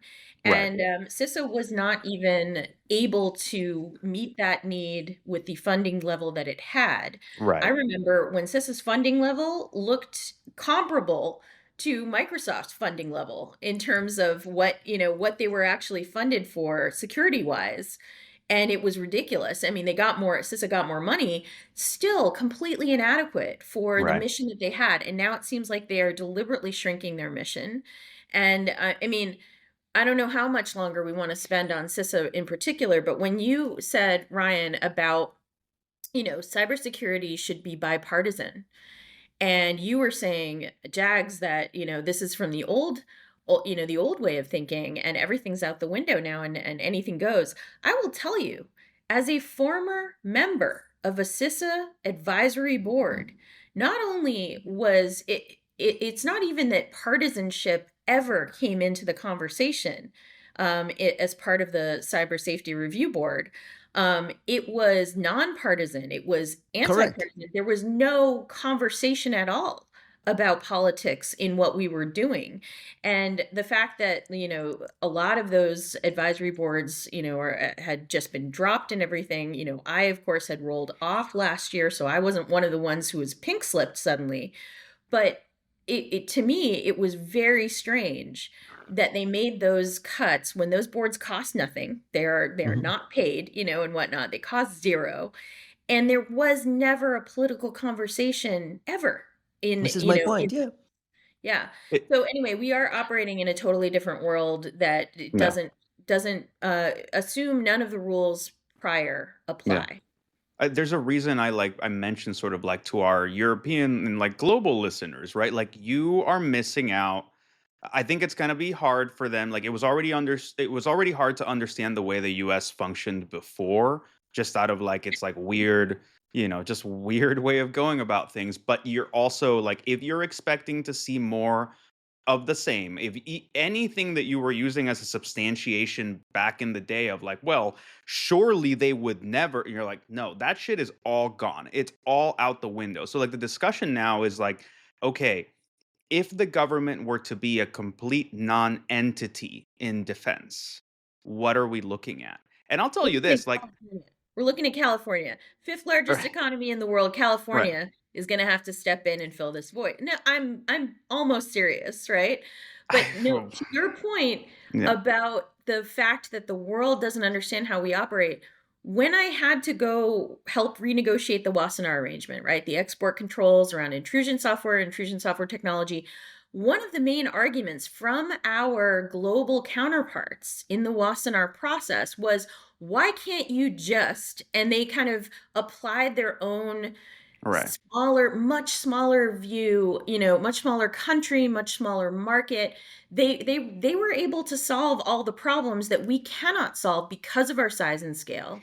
And quite frankly, like, yeah, I said California, but it's not I'm saying that to draw the attention of the fact that California literally is the fifth largest economy in the world. right. Like it outpaces other countries and everything.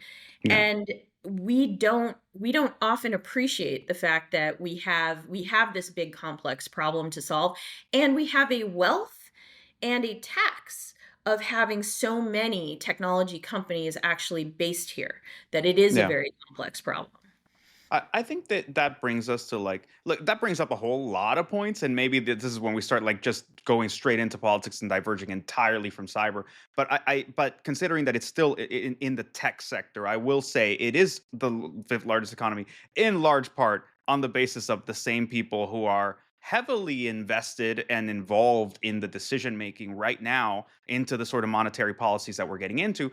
And what I would like to say is like, at previous times that you like to point to as to how the government could have operated and backed off and whatever, and like this golden age of like robber barons, those people knew to reinvest their money back where they live so that people don't tear them to fucking shreds. There is in this like valley disconnect autistic bullshit where they seem to think that life is just gonna inevitably continue to shine in their favor no matter how much they spit on the people around them.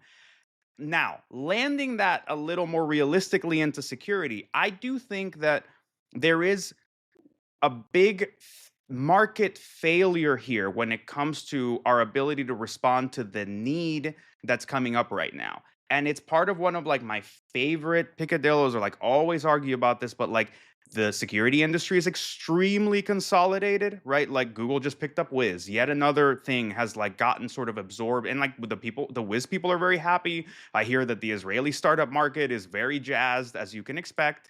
But like, guys, like this keeps getting more and more and more consolidated into companies that only care about deals that are like in the 8-figure range. GCP, Google Cloud, Mandiant, etc., who like I love them, I support them, but like their interest is in cutting deals of 7 and 8-figure upsells so that they can show commensurate returns to a cloud offering. And the same is happening at Microsoft, and the same is happening at all these other places. And you go, look, it's not that I need the government to come in and defend these companies. But if the idea is that the market is going to adjust, has anyone given that memo to like like basically 10 players in the security offerings space to maybe offer something that is accessible to a small business? Like for any of our companies, for any of Microsoft's offerings, like walk in the door and be like, yo, I'm gonna just need 25 licenses, just 25 seats from my little shop over here. They're like, bro, we don't need the paperwork it takes to sell this is not worth our time. Fuck off. Yeah. And you go, so what is this thing? Like what is the business model I think I'm enabling? Because I think we need to like all sit down and have a big like market mechanics conversation right now of saying, if what we're expecting is that a bunch of like MSSPs are going to suddenly pop up that are like local and regional, and they're going to come and like package security from like deals they have with Microsoft, like to be a reseller of Microsoft, SentinelOne, CrowdStrike, Palo Alto, like all the like Fortinet, every fucking company, and then offer you something that is not priced or properly spec'd for small companies. Like it just this shit does not make sense right now. And No, like, I'm going to tell you yeah, how right. this happened. This is called unchecked capitalism, and you're describing the Walmartization, pulling just basically pushing out the ability for small local businesses to even get established. I, as a small business owner, can tell you that it is absolutely impossible to compete with basically folks who can afford to price down their offerings to the point where they are not offering anything in terms of the actual value of what it costs to create, to maintain, to even sell what they're selling. But they're doing it to grab market share. I mean, this is the playbook that has been in place with, all of the major companies that have been coming into play in the last 15 years. And you've also seen a concentration of wealth and growth and monopolization in individuals, their individual growth. The billionaires have gotten billionaire, right? and and It's the true. and these companies have gone like mega, multiples over their original market caps just a few years ago.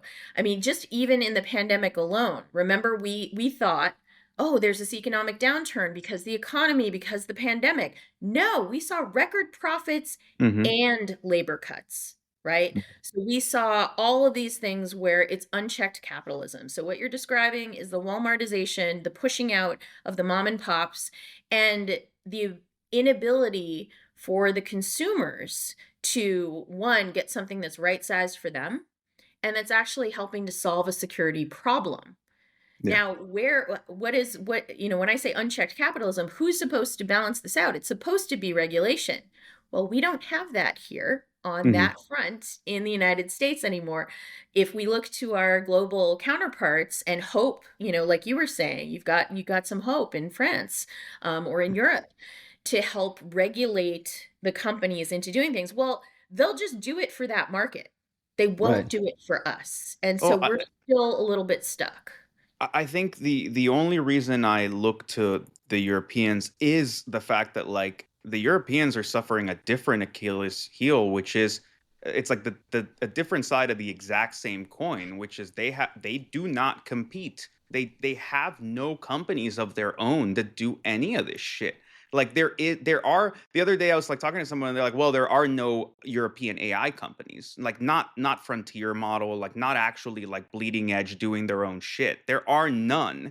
And I was like, yeah, there also are no cloud companies, right? Like which is why like all of our discussions of data sovereignty, like they were always kind of hilarious because you're like, oh, the Europeans are going to demand this and that. We're like, yeah, but they have to demand it because the only providers are American companies. And American companies are entertaining them because they want to still be able to make money off of the European government. But if they decided to just be like, well, fuck you, like, what are they going to do?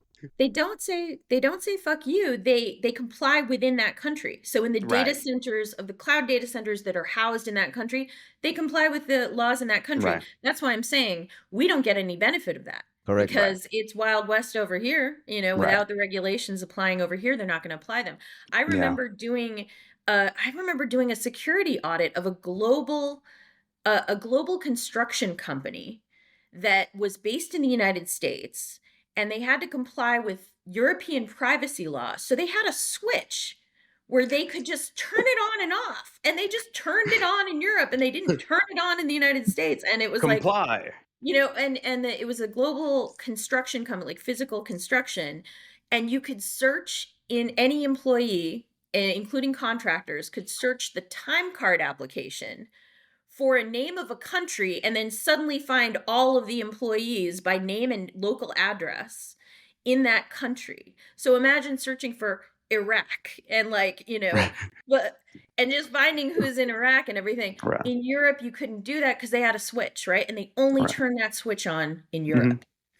I just have two thoughts on Juanito's leaning on Europe. Is that Europe is not monolithic either. We have the Brits turning off Apple's encrypted backups. I'm sorry, that's not Europe. That is just an island the size They of voted to Nantucket, not be Europe. conveniently floating near the continent. That's what I'm of saying. So Europe. leaning on Europe at a time when they're breaking norms around what is accepted security is not necessarily the most ideal thing. And then the second thing we do get, the only thing I get out of Europe is clicking on GDPR.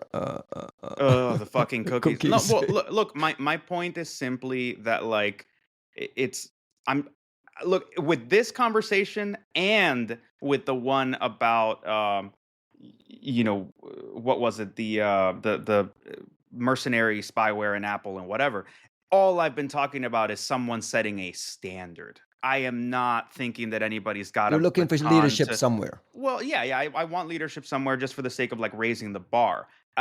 However, that seems extremely lofty given the conversation we were just having, where it's like, if anything, we're just kind of putting the bar on the floor and saying, let's see who picks it up.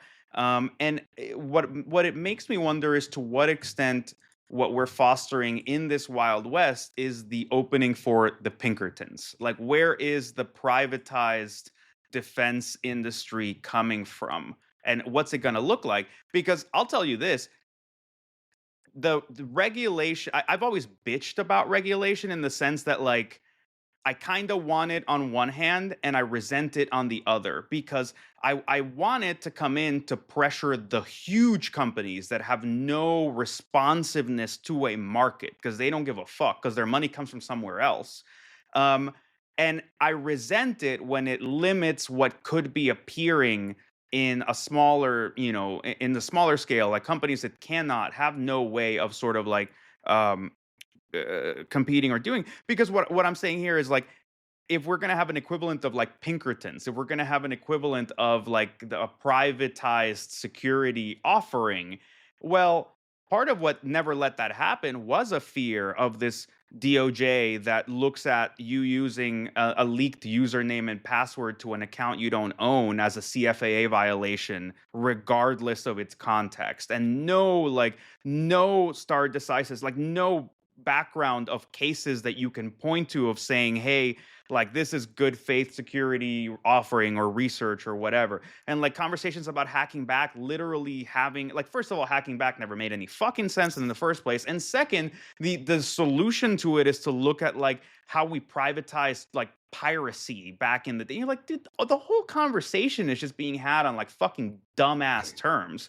And you're like, okay, so it is the idea of allowing the market to fill the need, coming hand in hand with DOJ also stepping out and being like, guys, all bets are off. You guys want to ransomware companies in Russia? Knock yourselves out. We don't give a fuck anymore. If that's what's happening, shit's about to get super interesting. Super, super, super interesting.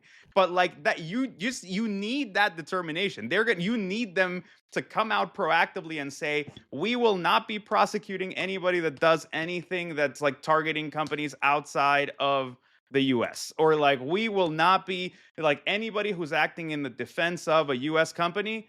Knock yourselves out. We will not be prosecuting you in any way. If they come out and say that, then shit is about to get wild out here. Let's leave it right there. Just quickly, Juan. Just to close the loop on all the CISA and CISA cuts and so on. Have you heard or seen any cut that's effectively marginalized and broken things? Because I see the Kev list is still going. There's a lot of output out of CISA continuing. And then the reporting has been kind of murky. The red team is laid off. The red team is not laid off. Have you heard or seen any sort of big layoffs, cuts that has affected something significant? Not really. No, I mean, you asking me or like I Yes, think because you're more in that world, in your Washington D.C. world. Is there a cut there that um you see? I don't want to say I don't think specific to CISA because to me CISA's like the useful part of CISA was always hidden from view is the one that does defense stuff for the government internally. And people within Gov would always be like, yo, chill on CISA because they do offer certain things to Gov that are really important that don't get talked about. And I think that's Right. part of like the mistake in some of the messaging and being so outward is that you were never going to be able to actually give people much of anything publicly unless you leaned in on like, oh, we're open source tools. I don't know, whatever the fuck it is that you could provide for free, which is not what they were doing. But a lot of the value was in places that we wouldn't see, and I'm not sure how those places are faring.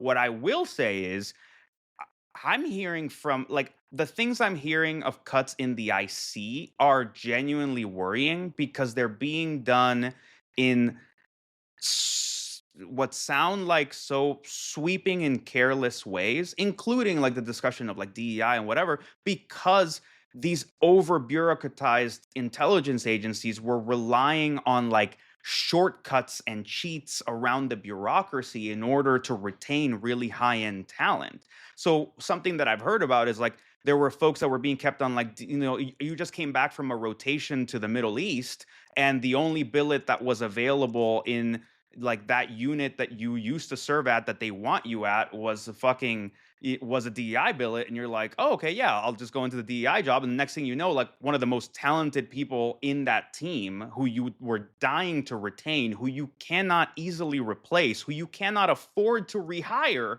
got cut summarily, and you're like, fuck, like this is not if that's this does not sound like efficiency. This sounds like we're really dismantling talent in sweeping broad ways that I have no idea how USG is going to be able to like recover from, because the minute you take that specialized talent it was already hard to convince them to work for the government, next to nothing that they could Not be smoke making weed, in the private sector, not smoke weed. Like you're constant, you can't travel, you're constantly living with this like all these horrible constraints.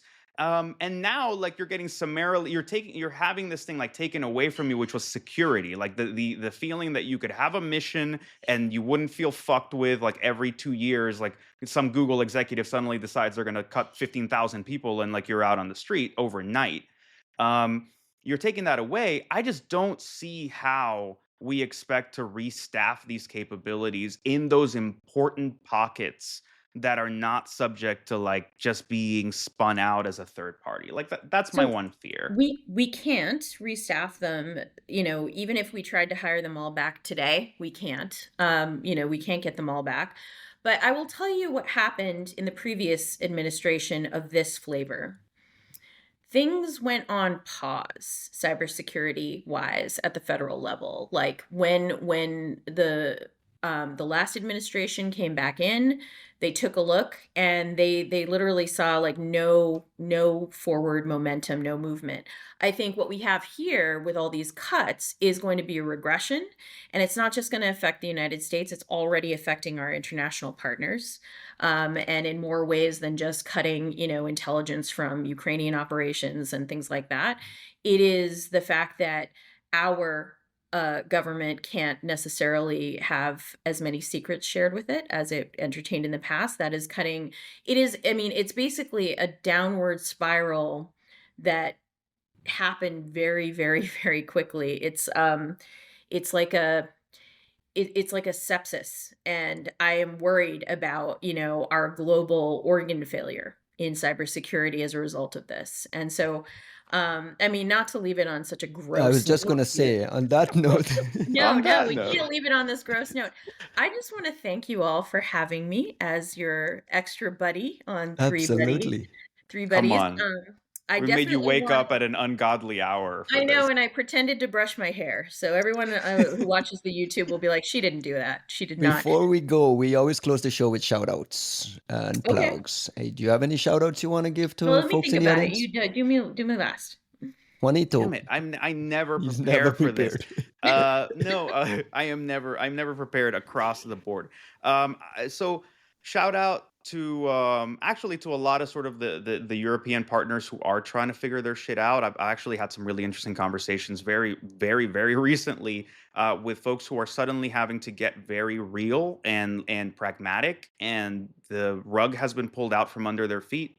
And in this case, I'm actually excited for what it might do, because I do think that a lot of our European friends, you would see some really great people fighting some very difficult, like bureaucratic inertia, and they just could not get momentum into saying, hey, like we need to talk to private partners. Hey, we need to be sharing more information. Hey, we probably need to be declassifying some stuff. Like they were fighting and fighting and fighting, having a rough time. So all of a sudden, I mean, for better or worse, they suddenly have a much stronger, you know, pillar to stand on of saying, hey, we need to figure this shit out for ourselves, because the global order has been, dismantled and is changing. So shout out to them. Super excited to see what can come out of that side. Like right now, I think I have a lot of optimism for like need breeding, opportunity breeding, ingenuity, and us, like, we're hackers at the end of the day. We got to come together and figure out what the right solution is going to be for our space, regardless of what's happening in meat space. Thank you. From my side, shout out to the folks at CISA holding down the fort. They're continuing to do good work. There are a lot of vendors relying on CISA data to feed stuff into their vulnerability portals, into flagging things for people to know when things are exploited, and kind of updating. Shout out to folks at the fort for holding down the fort. Shout out to all those guys. And Katie, you get the last word. No, you gave the shouts to all the right people. Appreciate It's it. the people who are left holding the bag. It's the people who are still trying to do their jobs with fewer resources. And that doesn't just apply to, all the government cuts. It applies to all the nonprofits that got their grants cut. It applies to, every single organization that is feeling the pressure right here. So, we've got Mr. America, but we Oh also God. have a global panoply of superheroes, and they're all out there, and they're all trying to make the best of the current situation. And our industry shouldn't rely so much on superheroes, is how I would leave it. We should have better support, and we should have better ability to grow our own infrastructure, and capabilities and everything. And until we do, thanks to those heroes. That's a much better place to leave it. Katie Musuris, thank you very much for joining us. There's always a chair here for you. Whenever you feel you have something to say and you want to join the show, you're always welcome here. Thank you. I'm a little sad we didn't get to the Chinese robot The topic. Chinese robot. There's always a bunch of leftover stories. We're 2 hours in and I gotta run. So Right, exactly. thank Thanks you guys.